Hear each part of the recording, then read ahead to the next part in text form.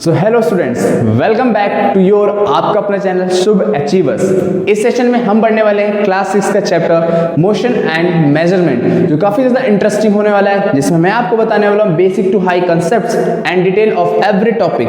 तो इस चैनल को ध्यान से लाइक कर लो, सब्सक्राइब कर लो और चलते हैं आप अपने वीडियो की तरफ। वीडियो को पूरा एंड तक देखना, सारी डिटेल आपको समझ में आ जाएगी। चलिए शुरू करते हैं। First of all, what is measurement? हम किसी भी चीज का मेजरमेंट कैसे कर सकते हैं? हमें पता है कि हम दूध लेते हैं लीटर में, हमारा वेट होता है केजी में, बट मेजरमेंट आया कहां से और कैसे हम किसी चीज को स्टैंडर्ड क्वांटिटी में मेजर कर सकते हैं? तो first of all let me tell you about what is measurement. Measurement is the comparison of an unknown quantity with some fixed quantity of the same kind. इसका मतलब यह है कि हम किसी चीज की कंपैरिजन कर रहे हैं, कंपेयर कर रहे हैं किसी अननोन चीज की। हमें पता नहीं कि वो उसका क्या है यूनिट, बट उसको किसी फिक्स्ड यूनिट से हम कंपेयर कर रहे हैं। जैसे कि हमने बोला कि मेरा वेट अप्रॉक्स 60 kg है, तो अगर मैं किसी और का वेट कंपेयर करूंगा तो मैं उसका वेट किस में कंपेयर करूंगा? केजी में। मतलब हम किसी नॉन क्वांटिटी को अननोन क्वांटिटी से कंपेयर करते हैं, हम उसे बोलते हैं मेजरमेंट। अब जो मैंने केजी यूज किया, दैट इज किलोग्राम। ये क्या है? ये एक यूनिट है। Unit in the sense means हम किसी भी चीज को अगर मेजर करते हैं, स्टूडेंट्स, अगर हम किसी भी चीज को मेजर करते हैं तो हम एक यूनिट लेते हैं। वो यूनिट कुछ भी हो सकती है। जैसे मैंने दूध या पानी की बात की, वाटर और milk, we take it as a litre और millilitre. In weight we take it as KG. तो हर एक चीज की फिक्स्ड यूनिट होती है जिसे हम बोलते हैं यूनिट। तो किसी भी चीज का मेजरमेंट होता है एक यूनिट पे। अब यूनिट में कौन कौन सी चीज मेजर होती है? जैसे हमें पता है भाई, मीटर होता है, सेंटीमीटर होता है, केजी होता है, ग्राम होता है, लीटर होता है, मिलीलीटर होता है, किलोमीटर होता है। ये सारे मेजरमेंट्स के यूनिट्स हैं। ये सारे क्या है बच्चों? These are the examples of measurement units which is being used to measure something that is unknown. Okay, अब हमारे पास टाइप। अब हमारे पास पहले इंस्ट्रूमेंट नहीं हुआ करते थे। In ancient time we were not having the instrument. पुराने जमाने में हमारे पास कोई भी इंस्ट्रूमेंट नहीं होता था जिससे हम मेजरमेंट करें। तो हम कैसे मेजरमेंट कर सकते थे? सबसे पहले निकाला गया अंगुल। पहला मेथड आया अंगुल। अब अंगुल क्या होता है? अंगुल को हम मेजर कर सकते हैं। जैसे ये आपकी, ये हो गया हैंड। अब ये इसको हम बोलते हैं हथेली। अब इसके यहाँ पर, यहाँ से लेकर स्टार्टिंग पॉइंट से लेकर एंड पॉइंट तक, ये एक होता है 1 अंगुल। इसको हम बोलते हैं 1 अंगुल। तो हम मेजर कभी भी करेंगे तो ये कितना डिस्टेंस है, तो हम इसे बोलेंगे 1 अंगुल। यहाँ से आपका ये फिस्ट बोलते हैं, इसको बोलते हैं फिस्ट। फिस्ट के साइज को हम बोलते हैं 1 अंगुल, starting from here to here. तो पहला मेजरमेंट करने के लिए एशियन टाइम में पीपल्स ने निकाला था, वो था अंगुल। अब बात आती है हैंड स्पेन। हैंड स्पेन क्या होता है? हैंड स्पेन मतलब हम हाथों का यूज करके मेजरमेंट करते हैं। आपने देखा होगा कि आपके एशियन टाइम में या पाबम में ऐसा कुछ मेजरमेंट करते रहे होंगे। ऐसे करके वो करते थे, ऐसे करके, ये ऐसा आपने देखा होगा मेजरमेंट। तो इसे हम बोलते हैं मेजरमेंट। तो इसका मतलब होता है जब हैंड को हम यहां से लेके यहाँ, इसको हम ऐसे यहाँ पर रखते हैं वापस, फिर हम यहाँ ऐसे रखते हैं, ये मतलब हम अपने starting from thumb to the small finger, इसके डिस्टेंस को हम बोलते हैं 1 हैंड स्पेन। ऐसे करके हम मेजर करते हैं ये कितना डिस्टेंस है। थर्ड मेथड आया था, दैट इज क्यूबिट। क्यूबिट क्या होता है? क्यूबिट मीन्स होता है जब हम अपने हाथ को एल्बो तक, ये आपका middle finger, the big finger is known as the middle finger. अब इस मिडिल फिंगर को आप यहां से स्टार्टिंग लेके आपके एल्बो तक का डिस्टेंस, इट मीन्स दैट मैं अगर एक हैंड ड्रॉ करता हूं, ये यहां से आपका एल्बो ऊपर के लिए, ठीक है, ये आपका thumb, middle finger, small finger and this. अब आपका जो डिस्टेंस होता है क्यूबिट का, वो होता है यहां से लेके इस मिडिल फिंगर तक, from elbow to the middle finger, this is known as cubit. इसे हम बोलते हैं क्यूबिट, 1 क्यूबिट। अब आती है बात फुट की। फुट कैसे कर सकते हैं कैलकुलेट? तो आपने देखा होगा जब आप क्रिकेट या फिर आप किसी बैडमिंटन कोर्ट को मेजर करते हो, अपने पैर से मेजर करते होगे, ऐसे ऐसे कि पैर से चल चल के मेजर करते थे। तो इसी को हम बोलते हैं बच्चों फुट। मीन्स दैट कि आपका ये है मान लो पैर, तो यहाँ से लेके जो ये डिस्टेंस होता है हमारे ये पूरा नीचे का तलवा, that is called as toe touch, इसका हम पूरा बोलते हैं 1 फुट। तो ये सारी कुछ स्टैंडर्ड क्वांटिटीज हमने एशियन टाइम में यूज की थी जब हमारे पास कोई भी इंस्ट्रूमेंट नहीं था for the sake of measurement. Now we are having the instrument that is helpful for our measurement. What are this? Let us discuss that. तो स्टूडेंट्स अब बात कर लेते हैं कि हम किसी भी चीज को स्टैंडर्ड फॉर्म में कैसे ले सकते हैं कि वेट इंडिया में अगर केजी में तो अमेरिका में वेट केजी में होगा या नहीं होगा। अगर हमारा वॉल्यूम लीटर में इंडिया में है तो वो इंग्लैंड में, ऑस्ट्रेलिया में, वहां पर लीटर में होगा या नहीं होगा। ये सारे चीज डिस्कस कर लेते हैं। तो पहला हमारा है कि भाई स्टैंडर्ड यूनिट क्या होता है। स्टैंडर्ड यूनिट मतलब होता है ऐसे यूनिट जो हर जगह सिमिलर हो, सेम हो। The definition we can see that unit that could be used everywhere as a basic unit of measurement are standard units. It means that कि एक ही यूनिट हम हर जगह इस्तेमाल कर सकें और हम उसी का यूज करते हैं। जैसे वेट अगर मेरा राजस्थान में 60 kg है तो आपका दिल्ली में भी 60 kg या 470 kg अब जो भी होगा वो kg में ही होगा। It means that the quantity is same is everywhere. This is known as standard unit. तो हमें पता चल गया भाई स्टैंडर्ड यूनिट क्या होता है कि हर जगह इसकी यूनिट सिमिलर होती है या सेम होती है।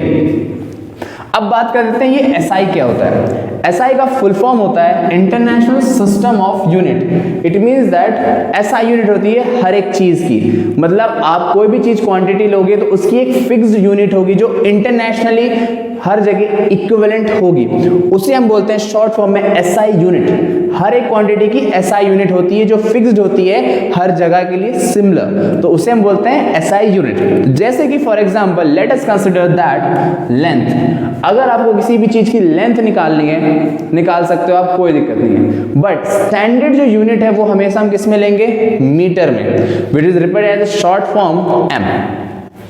अब हमारा नेक्स्ट है मास। मास हम कैलकुलेट कर सकते हैं, mass similar just small similarity with weight, small similarity. अब हम मास को हम केजी में लिख सकते हैं, मींस कि आपका वेट हमेशा क्या होगा? केजी में ही होगा। स्टैंडर्ड है ये, हर जगह केजी में ही कैलकुलेट करोगे और फिक्स्ड वैल्यू होगी। Third that is time. We know that time is about hours, minutes, second. Time में 3 चीज होती है भाई, मिनट होती है, आवर होते हैं, सेकंड्स होते हैं। बट जो स्टैंडर्ड यूनिट है जो फिक्स्ड है टाइम के लिए वो है हमारी second, which in short written as SEC, sec और स्मॉल s। अब आपको पता होगा टेम्परेचर। टेम्परेचर हमें पता है हॉट है, कूल है। अब कितना डिग्री सेल्सियस आप सुनते होंगे कि 17 degree Celsius, but in science the standard unit of temperature is kept kelvin. मतलब आपका जो स्टैंडर्ड यूनिट है वो क्या है? केल्विन है, जिसको हम शॉर्ट में लिखते हैं K। तो these are the standard unit fixed by the international system of unit that will be equivalent और similar in whole over the world. जहां भी आप जाएंगे हर जगह आपको ये चीज सिमिलर देखने को मिलेगी। तो ये थे international system of units. I will tell you of the standard unit of length, कि हम लेंथ को स्टैंडर्ड फॉर्म में कैसे मेजर कर सकते हैं, क्या क्या स्टैंडर्ड यूनिट्स होती हैं और उनके कन्वर्जन्स क्या होते हैं। तो चलिए शुरू करते हैं। The SI unit of length is, what is SI unit of length is, that I told you is metre. अब मीटर हमें पता है कि लेंथ की SI यूनिट है, मतलब इंटरनेशनल सिस्टम ऑफ यूनिट है। अब अगर वो चीज बड़ी क्वांटिटी में होगा, लार्जर क्वांटिटी में होगी या लार्जर लेंथ होगी, तो हम किसे मेजर करेंगे? That will be measure in km। km means kilometre. Okay अगर वो चीज बहुत ज्यादा छोटी होगी तो हम किसमें मेजर करेंगे? That will be measured in DM और CM। DM means decimetre, CM means centimetre. अगर कोई भी चीज छोटी क्वांटिटी होगी या छोटा लेंथ होगा, काफी छोटा मेजरमेंट होगा, तो हम उसे कैलकुलेट करेंगे डेसीमीटर में या सेंटीमीटर में।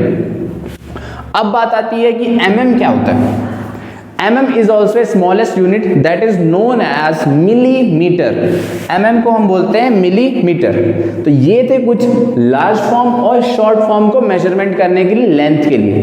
अब कुछ फॉर्मूलाज देख लेते हैं जो आपको पता होना चाहिए, बेसिक। सबसे पहले बात करते हैं लेंथ की। We know that 1 kilometre is equals to 1000 metre. 1 metre is equals to 100 centimetre, 1 centimetre is equals to 10 mm, mm means millimetre. अगर अब कुछ और टर्म्स की बात कर लेते हैं, that is been standard set by the international system of units. तो 1 kg is equals to 1000 gram, 1 day is equals to 24 hours. इसको आप हार बोलते हैं, that is wrong, it is known as hours. 1 hour is equals to 60 minute, 1 घंटे में 60 minute होते हैं। 1 minute is equals to 60 seconds, it means that 1 minute में 60 सेकेंड्स होते हैं। 1 year is equals to 6 how many days? 1 year is equals to, that is 365 days. In leap year it is 366 days. So these are the standard units that is being set by international system of units. अब एक question करते हैं जिससे हमें पता चलेगा कि होता कैसे है। So स्टूडेंट्स, हमें पता चल गया कि हम किसी भी चीज का मेजरमेंट कर सकते हैं। काफी ज्यादा इंस्ट्रूमेंट्स हैं, स्केल है, टेम्परेचर मेजरमेंट करने के लिए थर्मोमीटर है, टाइम मेजर करने के लिए हमारे पास वॉच है, घड़ी है। बट अगर कोई भी मोशन अगर कर्वी लीनियर पाथ में होगा, कर्वी लीनियर पाथ मीन्स अगर कोई भी मोशन कर्व के फॉर्म में है, ऐसा है, तो हम इसकी लेंथ कैसे मेजर कर सकते हैं? हमें पता है कि स्केल अगर हम रखते हैं तो स्केल से ये स्ट्रेट पाथ में तो है नहीं, but how can we measure the curve motion और कर्व लाइन मोशन? तो इसको मेजर करने के लिए हम यूज करते हैं string. What is string? String means आप बोल सकते हो एक थ्रेड। आप एक थ्रेड ले लो, थ्रेड को यहाँ पर रखो और इसके अकॉर्डिंग यहाँ पर सेट कर दो, कर्व के अकॉर्डिंग। मान लो आपका ये आपका कर्व है, आपने स्ट्रिंग ली स्ट्रेट, मतलब एक थ्रेड लिया, इस थ्रेड को यहाँ पर रखा और इसके ऊपर जस्ट क्या किया, ओवरलैप कर दिया। उसके बाद आपने इस थ्रेड को लिया और मेजर कर दिया स्केल के साथ, तो हमें पता चल गया कि भाई ये इतना सेंटीमीटर का है, 9 centimetre. Let us suppose that this curve is 9 centimetre. अगर आपको मैं ये चीज स्केल से मेजर करने के लिए बोलूंगा, आपका क्या होगा, स्केल स्ट्रेट पाथ जाएगा, तो इससे आपका कैलकुलेशन क्लियर कभी नहीं आएगा, एक्यूरेट नहीं आएगा। फॉर द कर्विलिनियर मोशन और curve line motion the length is measured by a string. String means thread, कोई भी एक धागा ले लो आप, उसके बाद इसे इस पाथ पे ओवरलैप कर दो। Means suppose that we are having this curve, अब इसमें हम यहाँ पर थ्रेड रखेंगे और इसके ऊपर ऊपर ऊपर ओवरलैप कर देंगे। उसके बाद उस थ्रेड को हम लेंगे, स्केल में मेजर करेंगे कि ये कितना लेंथ है, कितना डिस्टेंस ट्रेवल कर रहा है। तो इस तरीके से by the method of thread or the string method we can measure the curvilinear length of a motion that is measured by a string or thread. So students, we have completed our topic of measurement. Now we will start the topic of motion. What is motion and what are the types of motion and how we know that कि ये चीज motion में है या rest में है? तो let us begin with the topic motion, that is motion. Okay, what is motion? Motion means an object is said to be in motion if its position changes with respect to its surrounding. It means that the object change its position. मान लीजिए आपकी एक बस है और we suppose that we are having a car. Car अभी आपको 8 o'clock bus stand पे मिल रही है और 11 o'clock it is as a school. Definition में क्या बोल रहा है? An object is said to be in motion if its position changes with respect to surrounding, मतलब उसकी जगह बदल रही है। सराउंडिंग, सराउंडिंग मींस अगल बगल या उस पोजीशन पे वो जहां था वहां है या नहीं। तो हमने बोला कि 8 बजे, सुबह के 8 बजे it was at the bus stand, हमें वो पिक करने आया। And 11 o'clock the school bus is been at the school, मतलब वो स्कूल पर है। तो हमने देखा कि ये बस स्टैंड से स्कूल पे आ गया, इसने अपनी पोजीशन चेंज की। अब हमें पता चला कैसे? सराउंडिंग को देखे, सराउंडिंग पीछे यहाँ पर क्या है? स्कूल है, यहाँ पर क्या है? Bus stand. It means that कोई भी ऐसे ऑब्जेक्ट जब अपनी जगह बदलता है सराउंडिंग से हम पता कर सकते हैं। जैसे मान लो मैंने एक बोला कि मेरा बॉल रखा हुआ था टेबल के ऊपर सुबह, बट मैं देखता हूँ शाम को वो बॉल मुझे मिल रहा है ग्राउंड के, तो मुझे पता चला कि क्या हुआ? टेबल पे था, तो उसकी सराउंडिंग है, पोजीशन क्या थी? टेबल पर। बट वो शाम को मुझे कहाँ मिल रहा है? वो बॉल मुझे मिल रहा है ग्राउंड पर। अभी उसकी पोजीशन क्या हुई? ग्राउंड पे। तो ऐसी कोई भी ऑब्जेक्ट जो अपनी जगह बदलता है with regarding to its surrounding, तो हम कह सकते हैं वो मोशन में है। तो object is said to be in motion. अब मोशन में और रेस्ट में डिफरेंस क्या है? रेस्ट मतलब होता है वो अपनी पोजीशन पे ही है। हमने एक एप्पल रख दिया डाइनिंग टेबल के ऊपर सुबह, अब हम शाम को देखते हैं वो एप्पल उसी जगह अपनी टेबल पे है, तो उसने क्या हुआ, पोजीशन नहीं बदली सराउंडिंग की अलोंग। ऐसा कोई भी ऑब्जेक्ट जो सराउंडिंग के अलोंग पोजीशन नहीं चेंज करता, हम उसे बोलते हैं rest. The object is as to be rest. वो ऑब्जेक्ट कहां पर है? रेस्ट पे, उसने क्योंकि पोजीशन चेंज ही नहीं की। तो हमें पता चला कि ऐसा कोई भी ऑब्जेक्ट जो अपना पोजीशन चेंज करता है from one position to another position with the surrounding is known as to be in motion, and the object which does not change its position with regards to surrounding is known as rest। वो क्या है? Rest पे है। तो हमें किसी भी object का मोशन या रेस्ट पता करने के लिए सबसे ज्यादा नीडेड क्या है? सराउंडिंग। अगर उसकी बैकग्राउंड या सराउंडिंग चेंज हो रहा है तो हम उससे पता लगा सकते हैं कि ऑब्जेक्ट मोशन में है या रेस्ट में है। अब हमें पता चला भाई मोशन क्या होता है, रेस्ट क्या होता है। अब हम बताएंगे कि भाई what are the types of motion. Motion के कई सारे टाइप्स होते हैं जिसके हम डिटेल एग्जांपल के साथ डिस्कस करते हैं। तो चलिए शुरू करते हैं। जो पहला मोशन है वो है translatory motion. So the first motion is translatory motion. So translatory motion are subdivided into two motions that are rectilinear motion and curvilinear motion. So let us first discuss what is translatory motion. Translatory, it means that when all parts of the object move the same distance in a given time, means कि कोई भी object है वो same distance, मतलब पूरी body या पूरा body part या पूरा ऑब्जेक्ट सेम डिस्टेंस ट्रेवल रहा है गिवन टाइम में, मतलब वो एक जगह से दूसरी जगह ट्रेवल कर रहा है और पूरी बॉडी ट्रेवल कर रही है, मतलब पूरी बॉडी अपनी क्या हो रही है? मीन पोजीशन, स्टैटिक पोजीशन से दूसरी पोजीशन पे जा रही है। That is known as translatory motion. तो translatory motion are divided into two, that is rectilinear motion and curvilinear motion. अब रेक्टिलिनियर मोशन मींस क्या होता है? लीनियर मतलब होता है straight. Linear means that is straight, कि कोई भी मोशन होगा पूरी बॉडी का होगा but the motion will be in straight path, सीधा। That is train. We can say that train because we know that train has a track like this. उसका एक ट्रैक होता है जिसपे वो मूव कर रही होती है, क्या होती है? एक स्ट्रेट डिस्टेंस पे, स्ट्रेट पाथ पे। The straight motion is known as rectilinear motion, क्योंकि लीनियर का मतलब क्या होता है? स्ट्रेट। तो कोई भी बॉडी का मोशन अगर स्ट्रेट लाइन पे होगा, whole body moves in a straight line path is known as rectilinear motion. अब आते हैं second, that is curvilinear motion. Curve मतलब कर्व की बात हो रही है, कोई भी कर्व हो सकता है, कैसा भी हो सकता है, मतलब कर्व की बात हो रही है। लीनियर मतलब कर्व बन रहा है स्ट्रेट पाथ का। इट मीन्स दैट कि मान लीजिए आप कैच खेलते होंगे, you throw the ball like this, तो आपका बॉल क्या होता है? यहां से ऐसे जाके यहां पर दूसरे पर्सन के पास आता है, एक कर्व फॉर्म होता है और पूरा whole ball goes from this position to this position. When the object move from one position to another position through a curve path is known as curvilinear motion। मतलब जब कभी भी आपका मोशन पूरी बॉडी का one point two another point हो रहा है और उसमें कर्व बन रहा है, उसे हम बोलते हैं कर्विलिनियर मोशन। एग्जांपल आपका जब आप थ्रो बॉल करते हो या कैच खेलते हो। अब बात करते हैं, that is the second motion is known as rotational motion. Rotation से आप समझ में आएगा कि घुमाने की बात हो रही है, रोटेशन, रोटेट हो रही है चीजें।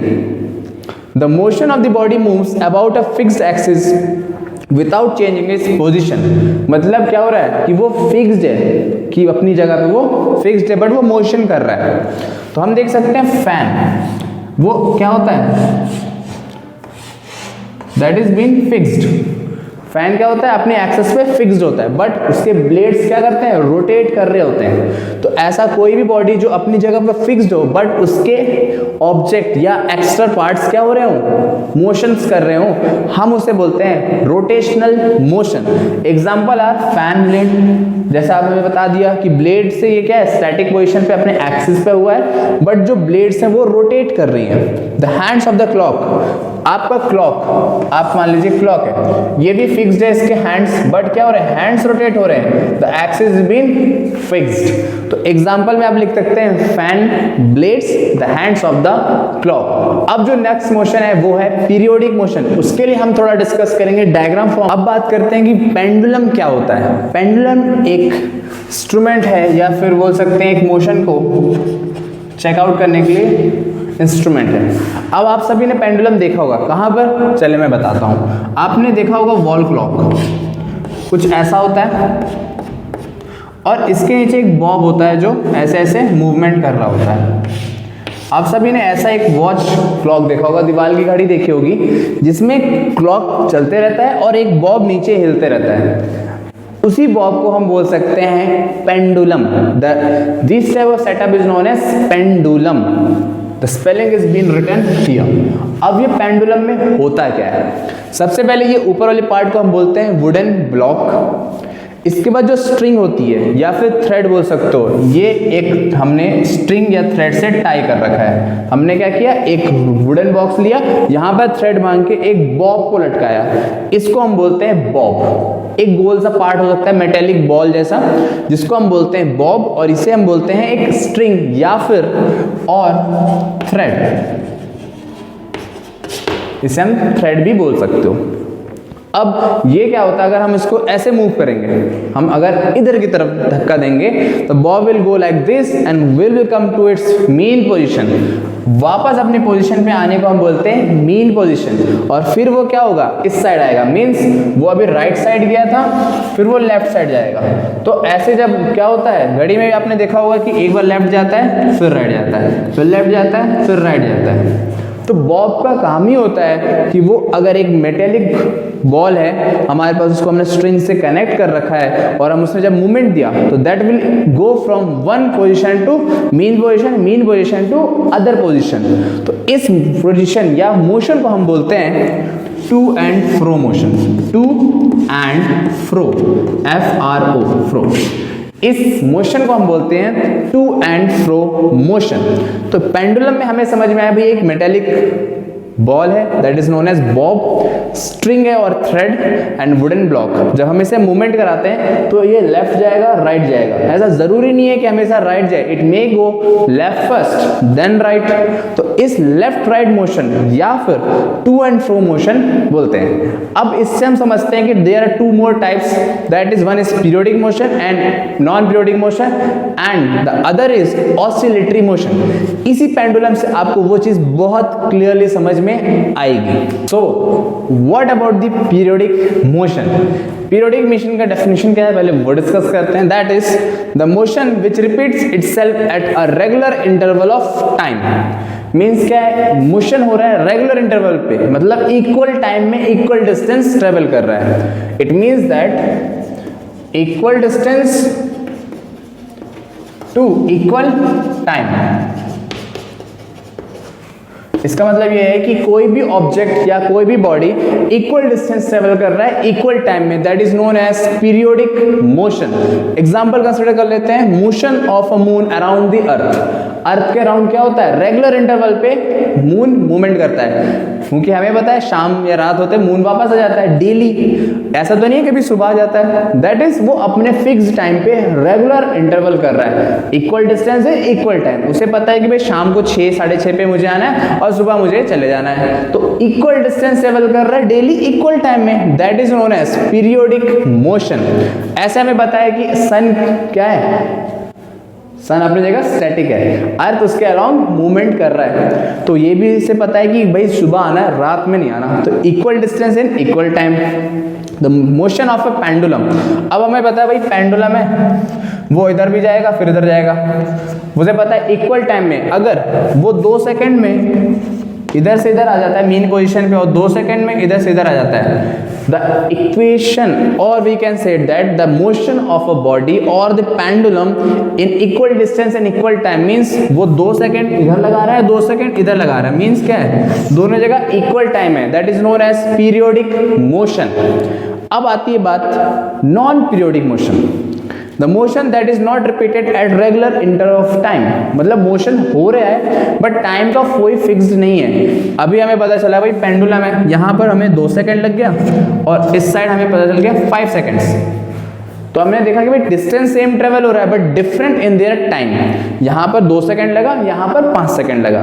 तो इस टाइप के मोशंस को हम बोलते हैं नॉन पीरियोडिक मोशन। इसका एग्जांपल क्या है? Playing in the park, children playing in the park. बच्चे कहीं भी खेल सकते हैं, किसी टाइम पे भी खेल सकते हैं। ऐसा जरूरी नहीं कि शाम को खेलेंगे, सुबह खेलेंगे, जब उनका मन है नाइट में भी खेल सकते हैं। Vehicle running on the road, vehicle कभी भी रन कर सकता है, ऐसा कोई जरूरी नहीं कि रात में ही चलेगा, दिन में चलेगा। It may go at any time. The third is oscillatory motion, to and fro motion of the body along the same path. अब हमें पता चला भाई पेंडुलम है, मोशन कर रहा है, लेकिन यहाँ पर क्या है? सेम पाथ ट्रेवल कर रहा है। इसे हम बोलते हैं one oscillation. It means that ये बॉब है, ये यहाँ पर से यहाँ आए, फिर मतलब आप बोल सकते हो यहाँ पर राइट है, ये इसका लेफ्ट है, वो राइट से ऐसे जाके वापस अपनी मीन पोजीशन पे आए, मतलब एक लेफ्ट राइट कंप्लीट करता है। हम उसे बोलते हैं वन ऑसिलेशन।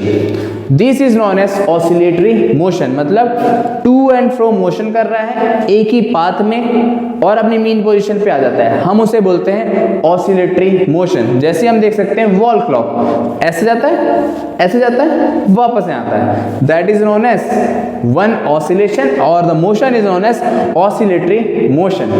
सो स्टूडेंट्स कॉन्ग्रेचुलेशन, ये चैप्टर हो गया एंड। तो इसी के साथ अगर सेशन अच्छा लगता हो तो लाइक करना, शेयर करना अपने दोस्तों के साथ, जिससे आप और अपने दोस्त को अच्छे से अच्छा नॉलेज दे सकते हो। और इस चैनल को सब्सक्राइब करना बिल्कुल मत भूलना। Thank you and all the best for the exams.